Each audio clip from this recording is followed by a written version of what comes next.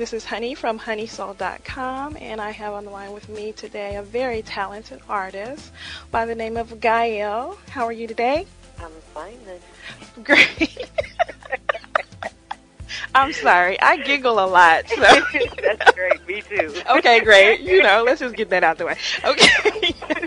Let's start with something. Of course, I want to ask you about Transient and your future projects and everything, but I have to ask you personally about one song, Parkway. Ooh, the $1 million question. I know. Now, don't reveal anything you don't want to. But there's really nothing to reveal. I mean, mm-hmm. It's kind of like asking Agatha Christie where did she get her inspiration from. Right. I'm an artist. Okay. And everybody has every writer does that one song where it's like, okay, I have to try to tell a story. What is my subject matter? How can I make it interesting? Like Biggie Small, but my favorite story of his was I got a story to tell. Right. And you just have artists. If you're an artist, if you're a writer, you always want to make sure that whatever story you tell gets people's attention and it evokes some sort of emotion. And that's what I was trying to do. It wasn't anything personal. Okay. And I'm not a psycho. It wasn't art imitating life or anything. No. It probably was a little close for some people, but no. Right. Can I say, I love that song, and I had a friend, and every time I even mention that song, he gets like, let's not talk about that song. Yeah, men are really offended by that song to some degree. And I'm like, why? Just come on, act right. How about that? Exactly, I know. You have to worry about it. I'm not talking about you if you have all your business in order. I know, and that's so strange because when I was talking to him, I was thinking, I was just saying, it's a song that speaks to some women, Right. Not all women, because, there's like a inner crazy bitch in some of us, but exactly, but some of us have it under control. Right. Have it wrapped. Right, but but like you say, you just want to let them know that, there is that in the back of your mind, but right, there's always, and you never know who she is. You never know who's ready to just cross the line. That's right. She could be your neighbor. She could be your baby mama. Right. She could be your sister, your coworker. Right. Your local DJ. I know.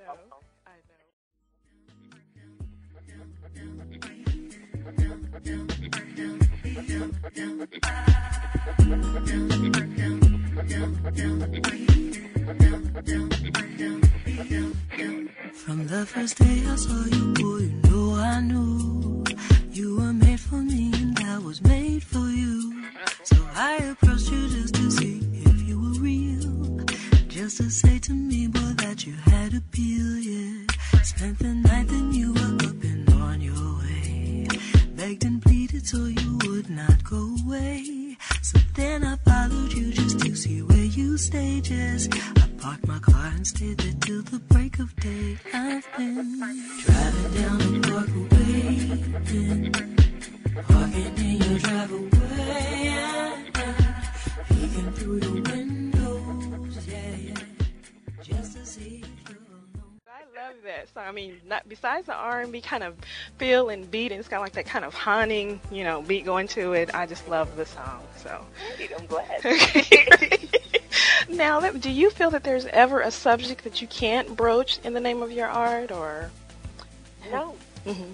I mean, that's what being a songwriter is, saying what people are either afraid to say or just think to say, or, Okay. I mean, there's nothing really taboo to talk about because we're all human.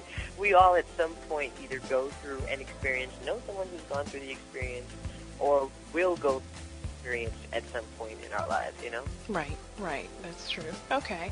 Now, I would say your music to me, it's like very honest music. It's almost like you kind of wear your heart on your sleeve. And I'm wondering, is it, how cathartic is it for you? Or honestly, is it like, girl, I just write songs that ain't that deep, or? I really, a lot of times when I write my songs, they turn out to be very personal because I don't know how to write it. Mm-hmm. But, my experiences or experiences of the people around me Right, right, okay. You know, so I sometimes I use it for therapy, or sometimes I, just like repetition on my record. Like it really was a song that I needed to write because I didn't exactly know how to say it, and when I started to write the song, it just started coming out like, oh, I love you, I love you, I love you, I love you. Right. And it felt better than saying it in person. Right. It's cool to send somebody an MP3 of, okay, this is how I feel. Right. And, if you agree, check yes.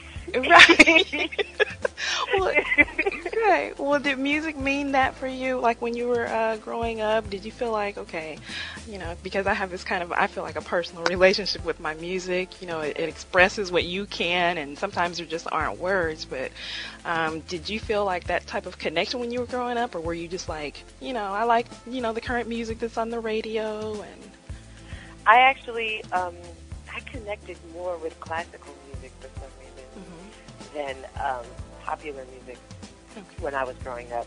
Because when I was growing up, it was, you had like, you're growing up with Duran Duran and all this other stuff. I wasn't angry enough to like feel Sunday Bloody Sunday lyrically. I didn't understand what was going on. I wasn't that conscious or aware, and all the R&B music was all like lovey-dovey, and I wasn't even at that stage where I'm like, yeah, I love this boy or whatever. Like, I was a kid, But as a teenager, hip hop, the first kind of things that I started connecting with in hip hop was, like Jazzy Jeff and the Fresh Prince. The stuff that you could recite for your parents. Right. You're at home listening to the radio with your pen and paper and writing down the lyrics so you can take it to school the next day and you can all memorize it and sing it together. I mean, I don't know if you guys did that, but I used to come to school with like just a notebook full of like, yeah, that song, that Roxanne song. So, oh, really? Can't go out. Okay, so did you see yourself being like the next real Roxanne, or what was? No, I didn't want to rap. I just actually I just thought it was fun. Oh, okay. I just thought it was fun, and what they were saying was humorous, But then, as I got older, here comes Public Enemy, and it's like, whoa, okay, I guess I have to start thinking about things now, and I have to get a little deeper with it, and and it really did start to help me develop, how I wanted to write, and I liked the impact of writing something that was honest. Okay. Writing fun stuff it's fun, but writing honest things means more to me. Okay. And so that's I think how I came up with my writing style. Okay. Well, who were some more of your songwriting influences while you were growing up? Peter Gabriel, Sting, Bjork, James Taylor. And Jodeci, as much as people would not put all okay, wait a minute. Yeah, I love Back up. And Intro. Do you remember I remember Intro. Yeah, I have Intro. Like, I know I'm just, like, so, like, way out there with it. What? No. It's so extreme to go from, like, James Taylor to Jodeci. But... I totally loved Jodeci back in the day. Like, their first record, I played it so much. Like, I had the tape. And I played it so much, I popped the tape in my tape deck. It was so sad. Oh, my goodness. But, I also grew up with house music. Okay. So, like, in house music, the great thing